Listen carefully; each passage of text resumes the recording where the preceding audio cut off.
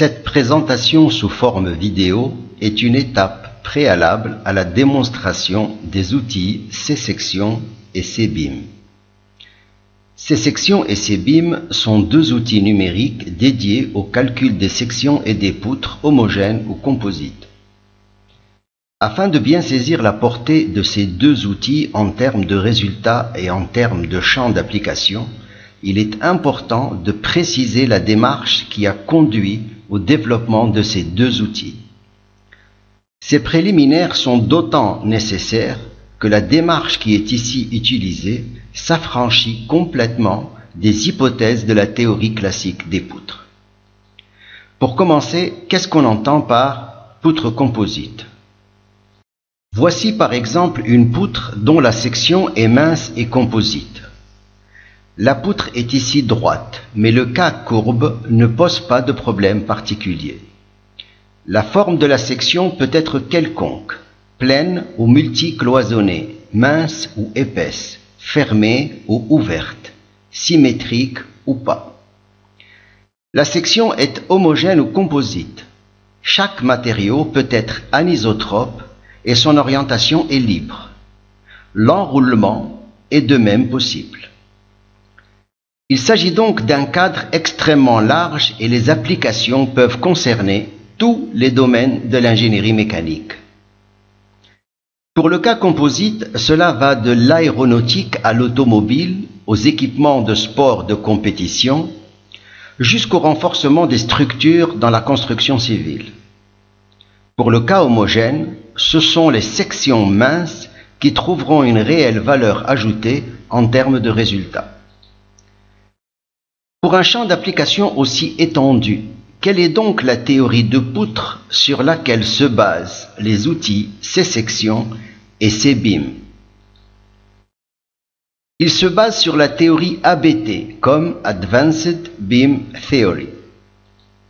L'objectif de cette vidéo préliminaire est de présenter en termes simples l'essentiel de la théorie ABT, de l'illustrer à l'aide d'un exemple significatif, tout en donnant un premier petit aperçu des outils C-section et C-beam.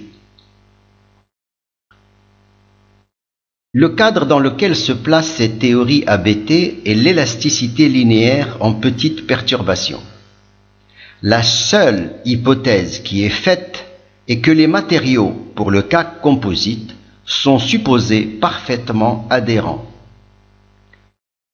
Le but est naturellement de prédire le comportement global ou unidimensionnel de la poutre, mais aussi et surtout de remonter au champ tridimensionnel de contraintes dans chacun des matériaux, et cela dans la majeure partie intérieure de la poutre. Et je rajoute, même pour des poutres relativement courtes. Pour un problème de poutre donné, l'application de la théorie ABT nécessite deux étapes qui sont chacune associées à un outil de calcul. La première étape, qui est associée à l'outil C-section, consiste à identifier les caractéristiques mécaniques de la section. Ces caractéristiques mécaniques de section sont extraites du calcul effectif de la solution tridimensionnelle de Saint-Venant. La deuxième étape est associée à l'outil C-beam qui utilise les caractéristiques mécaniques de section pour formuler la théorie ABT et calculer la poutre. Dans cette démarche, l'identification des caractéristiques mécaniques de la section constitue donc une étape clé. Ces caractéristiques mécaniques de section étant extraites de la solution de Saint-Venant, celle-ci joue donc un rôle central pour la théorie ABT. C'est pourquoi il est ici utile de rappeler les propriétés de la solution de Saint-Venant. La solution de Saint-Venant dont on parle ici n'est pas celle originelle correspondant au cas homogène isotrope et due à Saint-Venant, mais celle étendue au cas composite à phase anisotrope et à un chargement latéral uniforme quelconque et qui est due à Yezan. La solution de Saint-Venant possède plusieurs propriétés importantes. Elle correspond à la solution tridimensionnelle élastique exacte dans la zone intérieure de la poutre. Elle témoigne donc du comportement réel de la poutre. Par ailleurs, d'un point de vue mathématique, il est démontré que la solution de Saint-Venant est combinaison linéaire des 6 efforts intérieurs et de quantités qui ne dépendent que de la nature physique de la section, forme et matériaux. Nous appelons ces quantités les caractéristiques mécaniques de la section. D'un point de vue numérique, cette propriété mathématique de linéarité peut être exploitée pour calculer la solution tridimensionnelle de Saint-Venant et en extraire l'ensemble des caractéristiques mécaniques de la section. C'est l'outil C-section qui, pour une section donnée, assure de manière systématique le calcul de ces caractéristiques mécaniques de section. Ces sections assurent ces calculs conformément à la méthode numérique proposée en 2002 par El-Fatmi et Zenzi. Cette méthode, qui est très économique, consiste à résoudre par élément fini bidimensionnel une série de problèmes posés uniquement sur la section. Ces caractéristiques sont la loi 6.6 du comportement global unidimensionnel de la poutre, les 6 champs de contraintes de section associés à chacun des 6 efforts intérieurs et un certain nombre de modes de déformabilité de la section. Une fois les caractéristiques mécaniques de section identifiées, on peut alors formuler la théorie ABT. La théorie ABT est basée sur le modèle de déplacement suivant qui, comme toute théorie d'ordre supérieur, comporte 2 termes.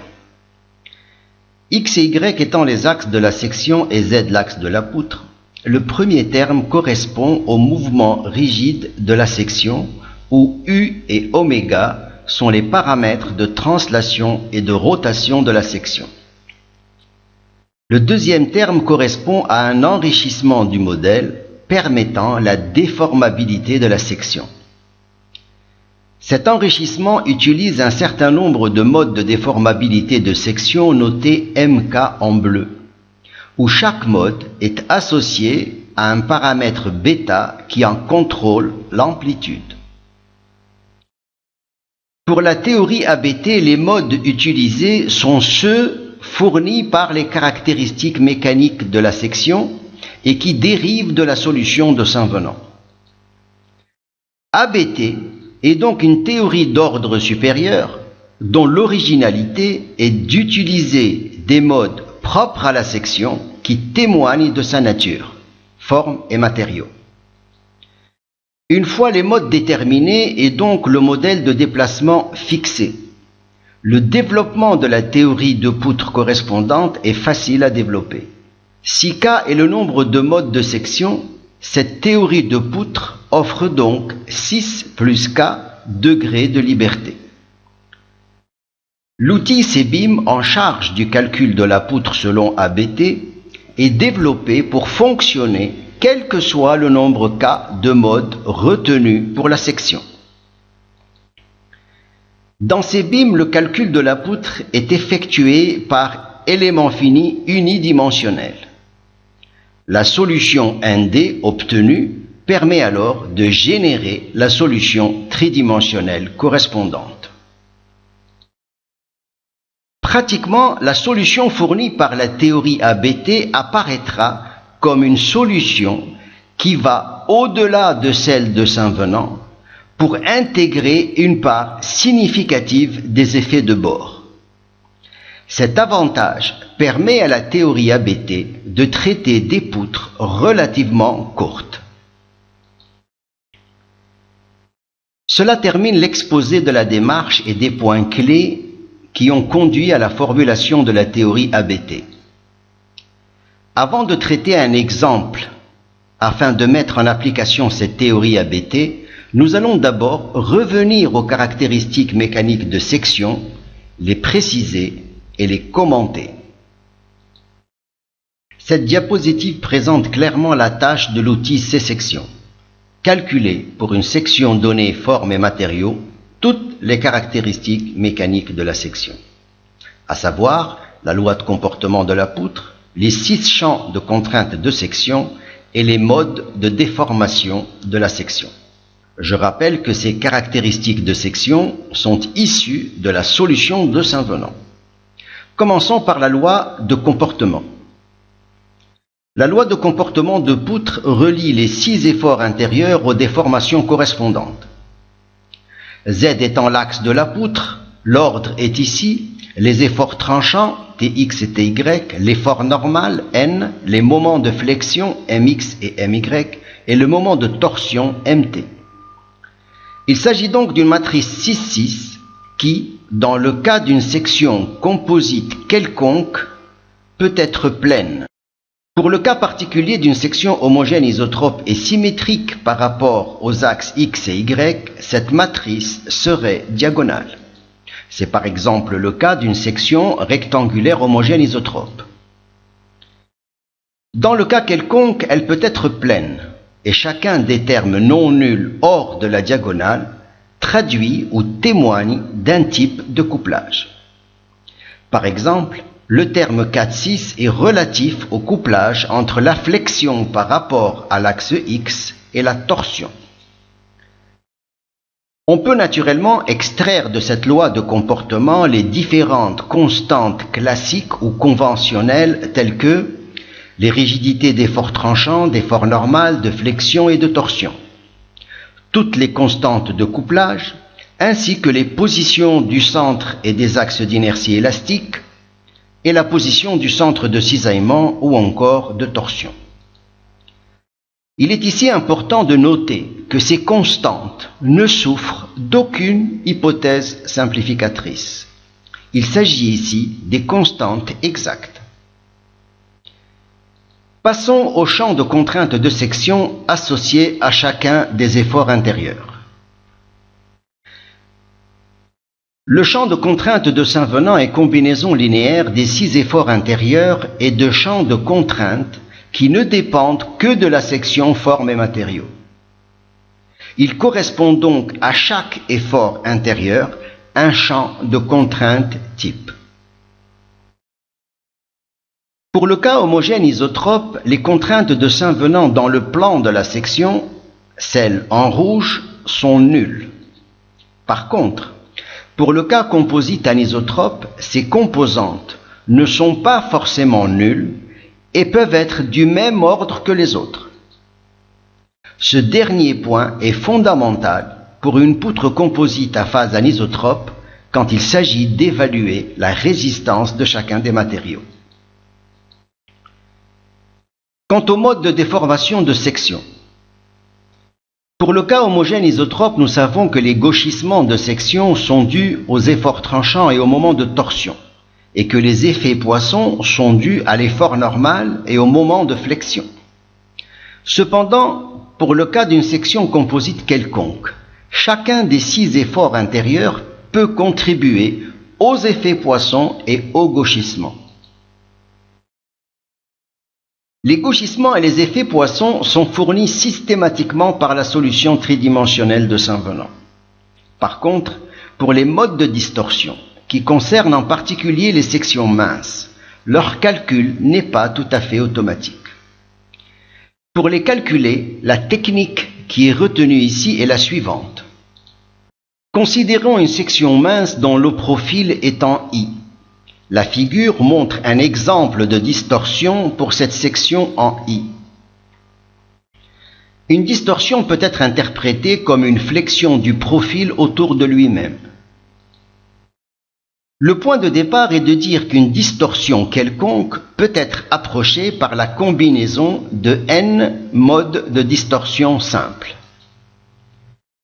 Pour déterminer un mode de distorsion simple, la démarche ici consiste à l'extraire de la solution de Saint-Venant associée à un chargement latéral particulier.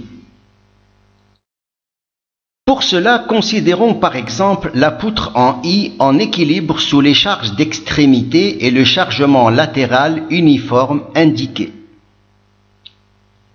La solution de Saint-Venant associée à cet équilibre fournit, en dehors de l'effet Poisson et du gauchissement de la section, la déformation de section présentée à droite. Cette déformation de section, qui rend compte de la localisation du chargement latéral, est retenue comme un mode de distorsion simple. Pour obtenir plusieurs modes de distorsion simple, on considère séparément plusieurs cas de chargement. Par exemple, pour cette section en I, on peut considérer 5 cas de chargement afin de calculer 5 modes de distorsion simple. Ces 5 cas sont résumés dans la figure de gauche, mais on aurait pu choisir de calculer plus de modes, par exemple les 11 cas de la figure de droite. Pratiquement, c'est l'utilisateur qui choisit le nombre de distorsions à calculer et donc les cas de charge à considérer. Maintenant que toutes les caractéristiques mécaniques de section ont été précisées, la loi de comportement de poutre, les contraintes de section et les modes de déformation de section, nous pouvons aborder le traitement complet d'un calcul de poutre. Voici l'exemple. Il concerne une poutre console courte dont la section est mince, composite, ouverte et monosymétrique. Il s'agit d'une section sandwich à phase isotrope dont le rapport de module de Young est de 20 entre la peau et le cœur. Le chargement indiqué sur la poutre conduit à une double flexion accompagnée d'une torsion. On notera la localisation de l'un des deux chargements qui agit sur le bord de la semelle supérieure droite de la section. Cet exemple est significatif parce que sa complexité conduit à penser qu'il est inaccessible à une théorie de poutre. Son traitement nécessite de passer par les deux étapes. Le calcul des caractéristiques mécaniques de la section par ses sections, qui sont nécessaires au calcul de la poutre par ses beams. Ces sections et ces beams fonctionnent sous MATLAB. Voici l'interface de ces sections. Ces sections permettent à l'utilisateur, via un outil simple et graphique de MATLAB, de définir la géométrie d'un milieu bidimensionnel quelconque et de le mailler en triangle. Il ne reste alors à l'utilisateur que de préciser les matériaux et, si la section est mince, de définir quelques chargements de distorsion. Le solveur de ces sections assure alors systématiquement les calculs de toutes les caractéristiques mécaniques de la section. Le coût calcul est de quelques secondes sur un PC courant. On notera les positions du centre géométrique G indice petit g, le centre de masse G indice petit m, du centre élastique G indice petit e, des axes d'inertie et de la position du centre de cisaillement C. Cette diapositive présente à gauche la matrice de rigidité associée au comportement unidimensionnel de la poutre et à droite les constantes usuelles de la section. Comme attendu, la matrice 6,6 de cette section symétrique par rapport à l'axe Y indique un couplage entre l'effort tranchant selon l'axe X et le moment de torsion.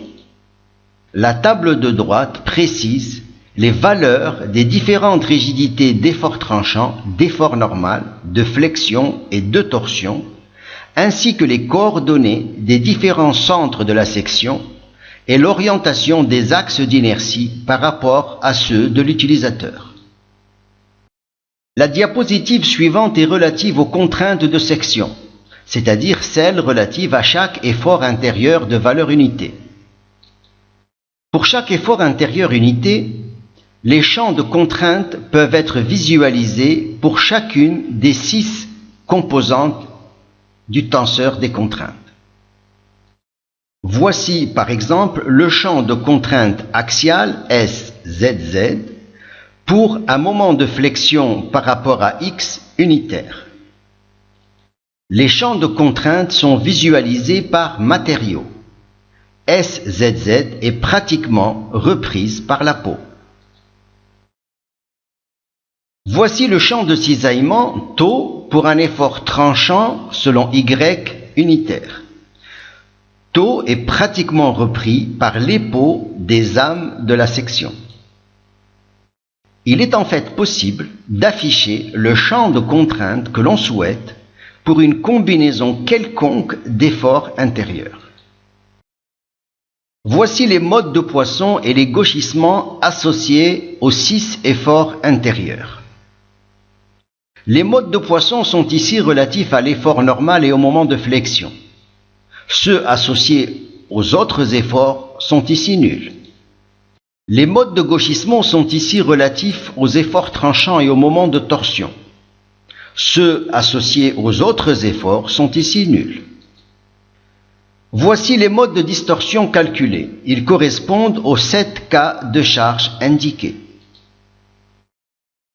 En définitive, pour cette section, ces sections a fourni toutes les caractéristiques mécaniques de la section, dont les modes de déformabilité de la section, qui sont rappelés dans cette diapositive, à savoir 3 modes de Poisson, 3 gauchissements et 7 distorsions.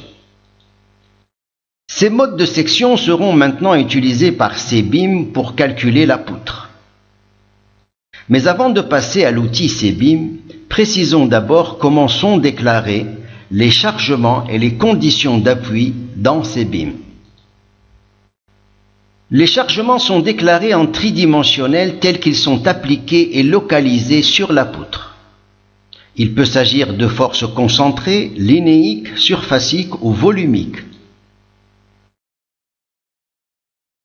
Comme pour toute théorie de poutre, les conditions d'appui sont unidimensionnelles. Il est possible au droit d'une section de bloquer chaque paramètre de translation, UX, UY ou UZ, chaque paramètre de rotation, Rx, Ry ou Rz, mais il est aussi possible de bloquer par in et out l'ensemble des paramètres qui contrôlent respectivement les déformations de la section dans son plan et hors de son plan.